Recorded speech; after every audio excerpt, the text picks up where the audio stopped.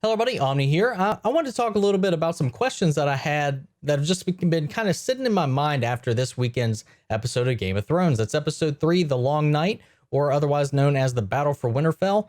If you haven't seen that episode, go ahead and tune out right now because I'm going to be jumping right into spoilers. So, this episode saw the conclusion of the entire White Walker Night King arc, at least as far as we can tell. We still don't, aside from how he was created and what Bran tells us his goal is, we still don't really know a whole lot about the Night King and what his overall motives are. They did set up that he is essentially just death, and where the way they describe death is you're not true, nothing's ever truly gone. No one's ever really gone until the last person forgets them. It's essentially the plot of Coco. A person's never truly gone. Their spirit's never really gone until they're completely forgotten. And Bran is the memories of all man. And if they can take out the three-eyed raven, they pretty much just have to wipe out everybody else, all of the living, and no one will remember that there was ever anybody there. That could be all there is to it. We don't know. I don't know why the Children of the Forest would have instilled that purpose for them when their real point was just to protect them from the first men. But of course, as we know with that story, that definitely got out awry, and the Children of the Forest did have to stand side by side with the first men in order to stand and defeat the Night King in his initial fight in the initial long night. Now, this begs the question here too. There's a couple of questions. Is this actually the last we see of the Night King, or is this the last that we see him in this form? Is there something else behind the Night King himself that might be pulling the strings? This great darkness that we've been hearing that Jon, or not necessarily Jon, but Jon, Dany, or whoever Azor Ahai was supposed to take out and defeat in the prophecies of the Lord of Light and all of that. Of course, this is a prophecy that is interchangeable with the prince who is promised. If you've read the books or any of the books about the world of Westeros and Essos, there's multiple different societies that have this kind of legend of a all-powerful chosen one figure. They all vary, they're all different, and for all we know, Azor Ahai could just be one interpretation of it. We don't know necessarily that this prophecy is something we really need to adhere to. It's just kind of been shoved down our throats throughout all of these seasons, that it's this thing that's going to come. And Melisandre has preached that through and through, and that everybody was there to serve a purpose. Beric served his purpose. Lord of Light brought him back multiple times just to get him to this point to save Arya so that she can perform this deed. She set up in season 3 when she talked to Arya that Arya would go on. Potentially, I don't think that they knew that back then, that that's what she meant. But I think they did kind of set that up to have Arya deliver the killing blow. However, Arya meets none of the qualifications to the same prophecy that Melisandre has been preaching. She doesn't meet really any of the stipulations of that prophecy that was supposed to kill the Night King into the darkness of the long night. Now, again, this kind of comes into the play because Melisandre interchangeably mixes this prophecy with the prince who is promised, which has a completely different set of stipulations, which, involves the born on smoke and salt, under the red comet, the bleeding sky, or however it was said. They're two separate things, and in the books too, they're used interchangeably, but a lot of people do contend that they are two separate prophecies, and that very much could be the case. Are we looking to just completely throw those out? Because even when she brought back Jon, her faith was questioned because over and over and over again, she's misread all of these signs, all of these signals, and everything up until that point. And she did at least kind of if I'm not going to fight for the Lord of Light, I will fight for you guys, and we'll do what we need to do. And that's gotten them this far. We maybe at this point we just need to forget the prophecy and just completely just go with the ride from here. Because if Beric has served his purpose, she has served her purpose. Arya has now at least served the purpose that she was given or talked about being part of up until this point has been served. The only person left that was brought back from the dead is Jon. And we all thought his purpose would be there to be alive, to be the one that takes out the Night King. And I know that they knew that that's what we all thought and was expecting. So it is a kind of a subversion of expectations. But where does that leave Jon's role? If the Lord of Light did, or whatever force it is that did help resurrect Jon, what's his purpose? Is it just to rule? Is it to stop Dany from doing some stupid decision that she may do down the road? I don't know if it's true or if it's just a bait and switch, like a hype tactic, but Emilia Clarke did say that Dany would make a decision that would make fans hate her in this season. And so far, she hasn't really done anything that makes us hate her. So this could be something that hasn't happened, or it could just be her saying something out in public to get us riled up and on our toes to see what might happen. Now, Benioff and Weiss have talked about there being 3 what the F moments that would come up throughout the show. We've already seen 2 of the 3, which they have confirmed. The first of which was the revelation of Hodor's origins.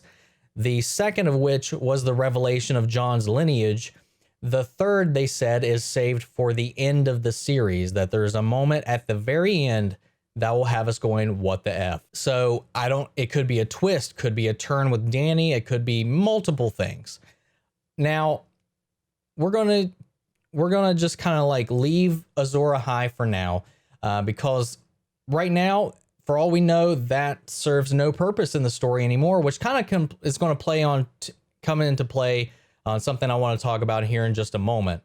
But I do want to say something too. If maybe the Night King himself isn't necessarily the darkness, the true enemy. He is just like the army of the true enemy. Of course, we know the true enemy is death, or maybe the many-faced god. There's a lot of other interpretations that if you're willing to dig for them, that this could be. He could just be the physical representation of that death, and that there could be something even worse than that towards the end that may come in the result of Dany. And if we know the actual Azor Ahai prophecy, in order for him to summon Lightbringer, which has been something that's been part of the show for a long time, in the books at least, the original Azor Ahai could only forge the sword by stabbing it through the living heart of someone they truly loved. And if it's Dany, based on what we know, I don't think it's going to be Dany, and I can believe that in the end, maybe we're going to see Jon have to make a decision where Dany just descends down into this Mad King, just destiny that she's been trying to avoid her whole life.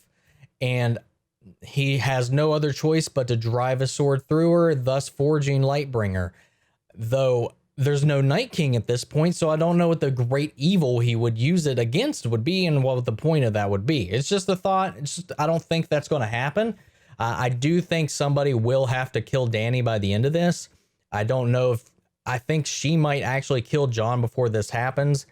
Lots of things can happen from this point on, but I want to say that a lot of people have been adhering to this prophecy, and there's been a running theme throughout the Game of Thrones. It was like originally the series started off being as the enemy is truly just people and the politics, and in the background you have the magic and the mysticism with the White Walkers. But I think it all kind of wraps back around to the riddle that Varys tells Tyrion. And the riddle goes as, in a room sit 3 great men, a king, a priest, and a rich man with his gold. Between them stands a sellsword, a little man of common birth and no great mind. Each of the great ones bids him to slay the other 2. Do it, says the king, for I am your lawful ruler. Do it, says the priest, for I command you in the name of the gods. Do it, says the rich man, and all this gold shall be yours. So tell me, who lives and who dies? And in the Tyrion's response is, depends on the sellsword. To which Varys responds, does it? And Tyrion explains his reasoning. And it's like, because obviously he contends that the sellsword is the one with the sword. Therefore, he has the power of life and death in this situation. And whoever he chooses to side with is the one that he's really the one that has the power. And that poses the question, the true purpose of the riddle, as the main themes of the series points out, is the power lies wherever the people themselves place the power. If people believe power is in the money, then they'll believe the power is in the money. If the people believe this is truly in the Lord of Light or whatever god that they worship's hands, then they will put their power and faith completely in that. And so on with gold. We see Cersei putting all of her faith in gold. And we don't really see a lot of people putting their faith in a lawful ruler. We have the followers of Rhaelor, the Lord of Light, putting all their faith in this god and their beliefs in this. And really, it's the people that have all of the power. Everything we know about what's going on in the background could just be a veil, a myth, just a complete distraction from what the true power being held is in the people that are doing the fighting, the people who are fighting for what they believe in, fighting for every side. It's not the people pulling the strings that are really the threat. And I think that might be where this goes from now, because really, unless some other twist comes out from here, this could be the turn for the season from, they've built up the Long Night, they've built up the Night King, the supernatural force and these prophecies and the chosen one, the prince who was promised to defeat the night, the Lord of Light or Azor Ahai, all of that. And that could have just been a bait and switch. Like it plays on your expectations based on what you've been told. You put all of your belief into it, you put all your feelings into it, and you want it, you need it to be true. And when you come to the realization that, it was much more simple than that.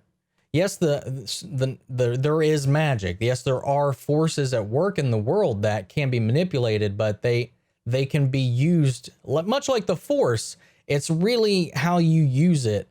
It's not inherently evil, but it's how man interprets it, and it's how man places their faith and power in whatever thing they value or hold above themselves. And that might be the themes we go for too, but still, I still feel like Cersei being the final big bad is still a little disappointing and underwhelming, because this is an undead army. This is a man that can just raise the fallen soldiers that you lost fighting him to join his cause. It is a little bit of a kind of like, we've kind of crescendoed here, and from here it's just going to be a slow, gentle rise out. And now we do have another huge battle, what I can assume. I don't think it'll be as big or as elaborate as this was, given we couldn't see a lot of it, but that's kind of the point. There was a lot of really dark, tense moments that played on the darkness, like when you saw the shadows and the tidal wave of the dead, stuff like that. There were some beautiful moments, though it did kind of work also against it. If you didn't have a quality way to stream it, it's going to be really interesting to see how this plays out from here. And with Cersei being the main villain towards the end, and then we also have to see who we contend with for who sits on the Iron Throne.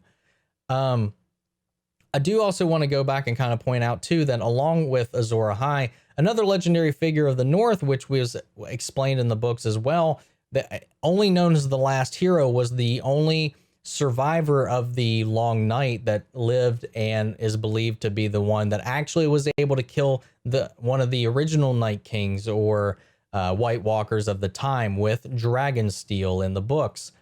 So that could also be a different kind of interpretation of the same prophecy, of the same chosen one across the different lands, because there's multiple different religions, belief structures, and all of this, each having with a different name, a variation, but some kind of high tier held up magical chosen one, all different names, all different origin stories, all different prophecies behind them, that we may just be adhering to the one that we've been fed up until this point, and it just might be another false prophecy. Who knows?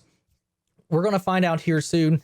I can't wait to see like how Dany and Jon are going to resolve this revelation of his lineage.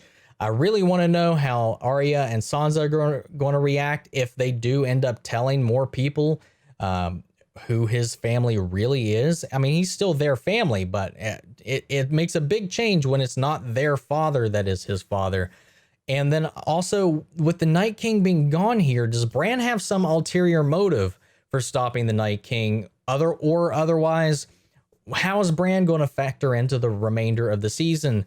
So after this, I think I'm just going to pass this off to you guys, because a lot of this is just going to go unanswered until we go through these last 3 episodes. So I'm going to go ahead and leave this and pass this off to you guys. Let me know what you think down in the comments below. I want to hear all of your theories, how you feel after this episode. What do you think the direction's going to go from here? Because unfortunately, no matter how you feel about the episode, this is the course that we're going on. So if you're still sticking with the show, I want to know what you think might be going on from here, from this point on. What are your theories on how this is going to resolve with Jon, Dany, the throne, Cersei? How do you think Bran will factor into the rest of the show? Also, I wanted to point out, if Arya can just kind of super sneak and stealth through, and kill the Night King without being detected, which was set up. I think all of that kind of paid off, and her character was really set up from that for multiple seasons to be able to pull this off, because it calls back to the first episode of this season where she sneaks up on Jon in the Godswood in the snow in the same area, and you're like, how did you do that? She just does. She's learned some magic bravosy stuff from the Faceless Men, man. So and it should be even easier for her to just steal a face and go kill Cersei. Like, this war could be really done and over with if they just send Arya in to kill her. I see no way that Arya could not just go kill Cersei at this point. But anyway, that's it for right now. So thank you guys for listening to me ramble on about this, and I'll catch you guys in the next video. We'll pick back up next weekend talking about what happens in the next episode of Game of Thrones, and I will catch you guys in the next video. Take care.